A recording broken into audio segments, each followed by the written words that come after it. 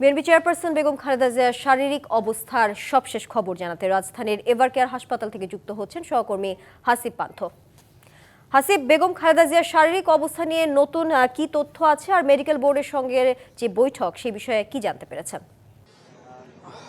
তানিয়া, এখন পর্যন্ত কিন্তু আসলে মেডিকেল বোর্ডের যেই সংবাদ সম্মেলনটি হওয়ার কথা ছিল সেটা কিন্তু এখনো হয়নি। তবে বিশেষ সূত্রে আমরা জানতে পেরেছি তাকে কেবিনে বিশেষ নিবিড় পর্যবেক্ষণের মধ্যে রাখা হয়েছে এবং তার যেই বিকালে দুপুরে অর্থাৎ 3টা সাড়ে 3টা নাগাদ যে চীন থেকে 5 সদস্যের একটি বিশেষজ্ঞ টিম এসেছে, তারা কিন্তু আসলে প্রথমে এসেই মেডিকেল বোর্ডের সঙ্গে বৈঠক করেছে। তারপর বিগত বেশ কয়েকদিন যাবৎ যেহেতু তিনি এখানে ভর্তি আছেন, সেহেতু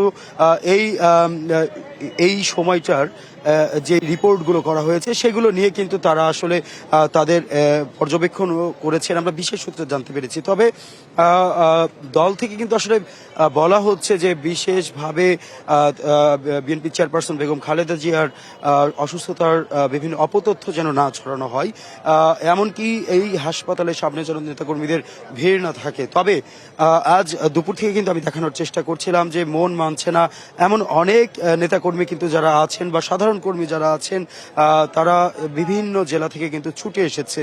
কেউ পাবনা থেকে, নাটোর থেকে, পটুয়াখালী, বিভিন্ন প্রান্ত থেকে ছুটে এসেছেন তার সুস্থতার খবর জানার জন্য। তবে এখন পর্যন্ত যে তথ্য, তাকে কিন্তু বিশেষ পর্যবেক্ষণের মধ্যে রাখা হয়েছে এবং তার শারীরিক অবস্থা কিন্তু অপরিবর্তিতই রয়ে গিয়েছে। সর্বশেষ জানাচ্ছিলাম তানিয়া এভারকেয়ার হাসপাতালের সামনে থেকে। হাসিব, আপনাকে ধন্যবাদ যুক্ত থাকার জন্য। নতুন এবং ফিরে আসা গ্রাহকদের জন্য নগদে চলছে ক্যাশব্যাক সহ প্রতিদিন হাজারো উপহার জেতার সুযোগ। হবে আশা আর ফেরা, সারপ্রাইজ সেরা।